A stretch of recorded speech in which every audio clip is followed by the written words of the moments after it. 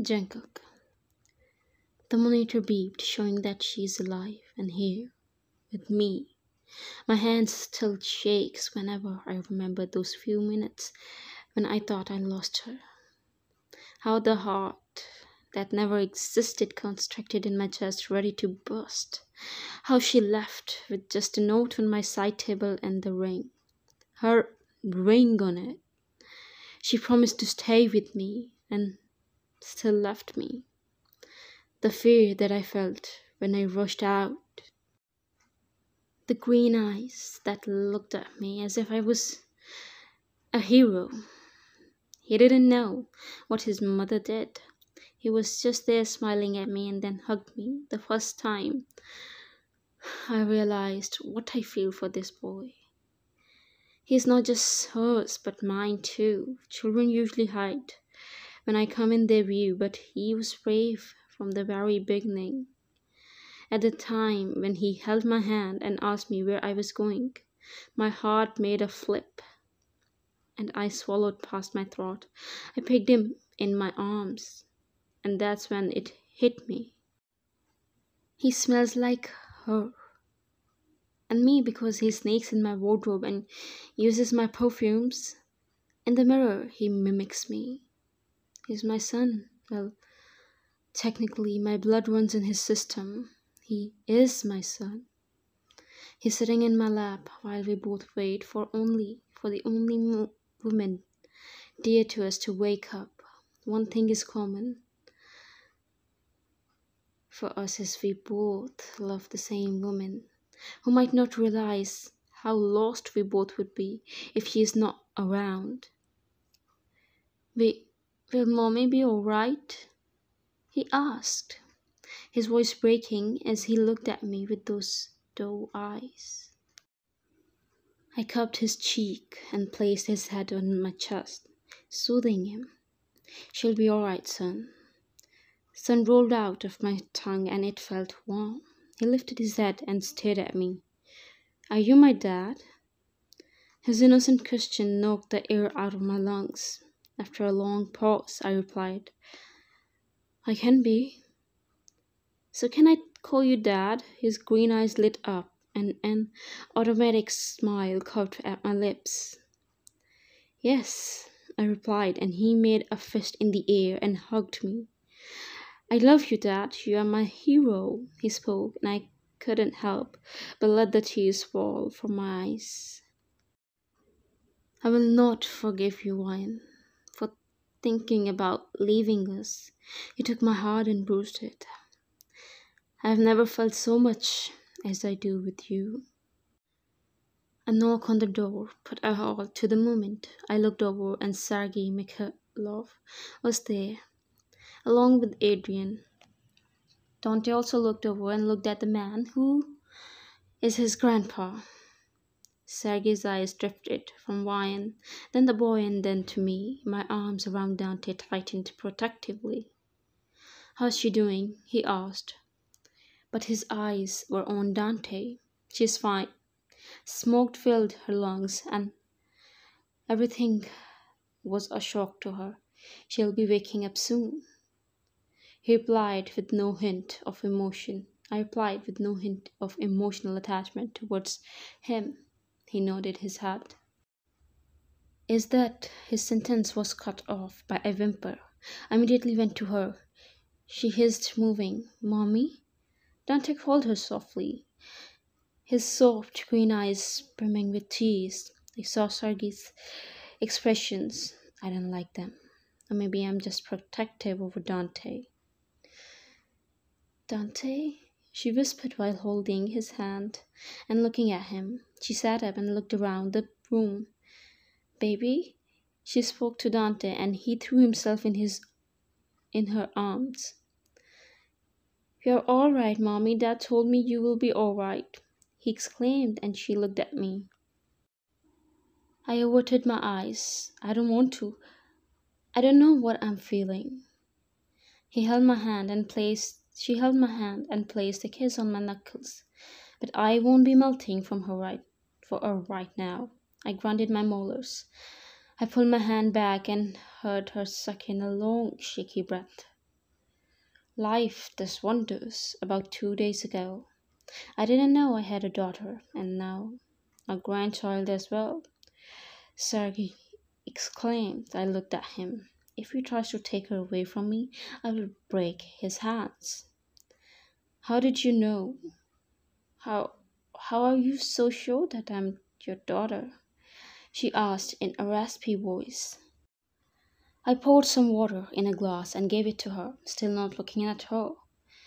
Because you look just like my Daria, except those eyes. Those are definitely from me.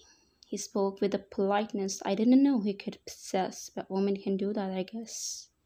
She looked at him with tears. She got off the bed quickly. I didn't take 2 steps when she swayed. I held her and she hissed.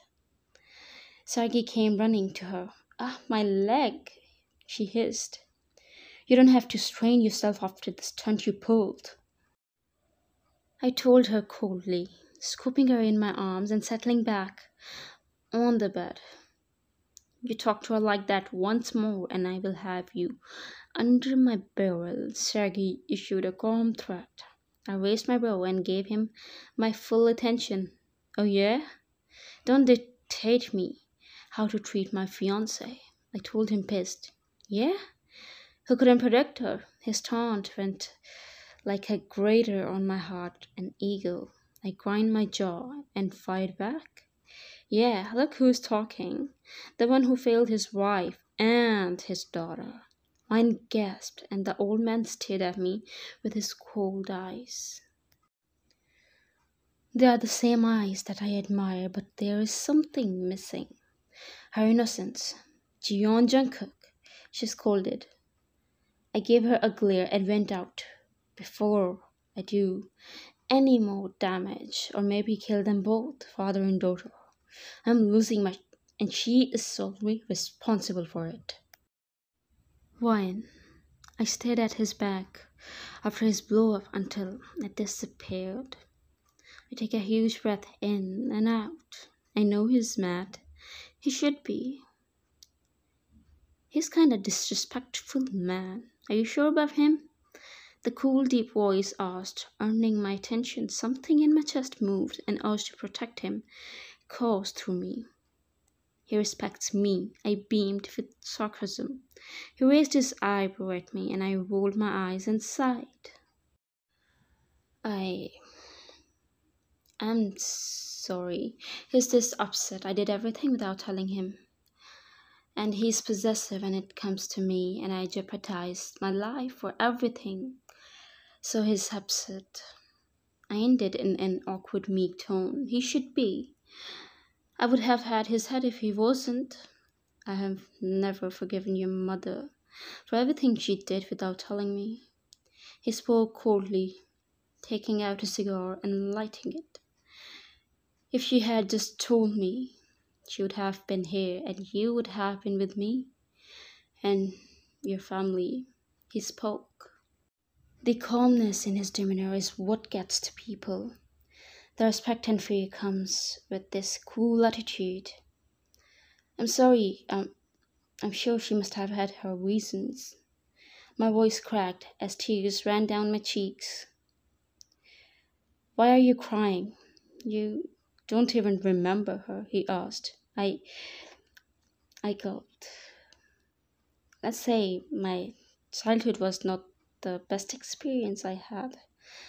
And I have been told that my mother left me in the garbage, so I all my life resented her. But, but she chose me over that. A sob escaped my lips. He stared at me for a bit too long. She always loved you. When you found out she was pregnant with you, she was so overwhelmed she cried in my arms for 2 whole hours, repeating this one sentence. I'm going to have a baby. Hormonal, I guess. But when she held you after a 48 hours long labor, all she wanted was you. She wouldn't rest and held you, admiring you. She sometimes ignored me for you. You were her princess, and I loved seeing her fuss over you.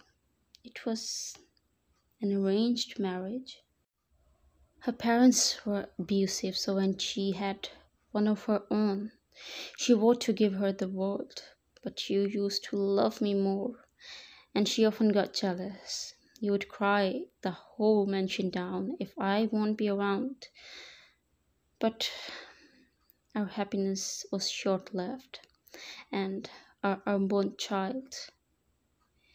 She was over the moon, but destiny planned a different route for us. He spoke and stayed in a far corner with a frown. Can I hug you?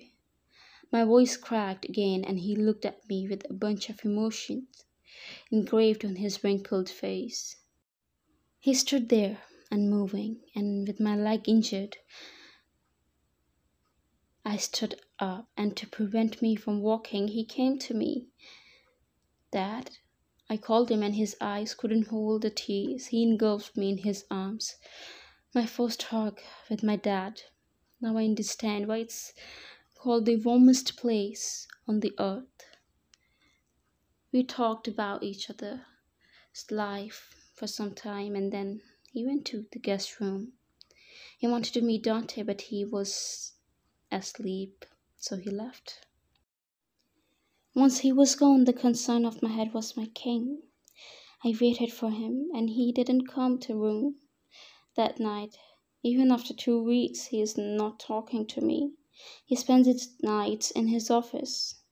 He only comes to shower or change and doesn't even spare me a glance.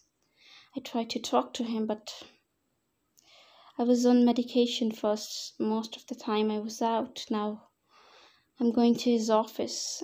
From the stairs, I saw Dante playing with his Nana. They are bonding. Dante didn't click with him on an instant, but he's coming around. I moved to his office. I opened the door, and he was having a meeting. Adrian was on the opposite side. He looked at me and then to his boss, who didn't pay any heed to me. I would suggest you leave, Adrian. Your boss wouldn't like it if you see me.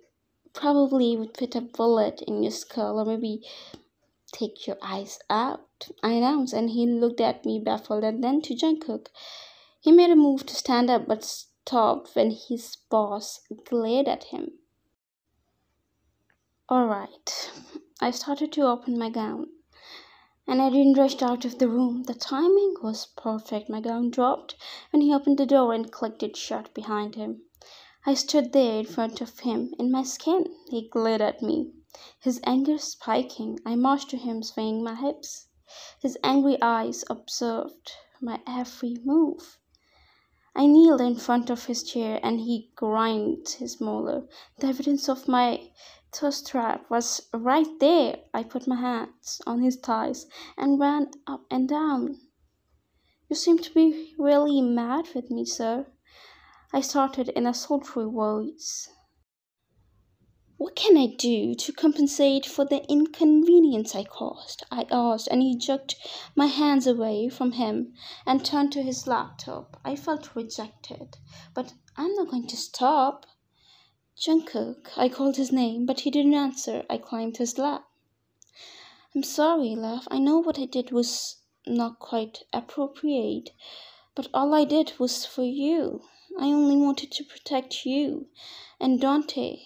They would have come for my boys, and I won't allow that ever again.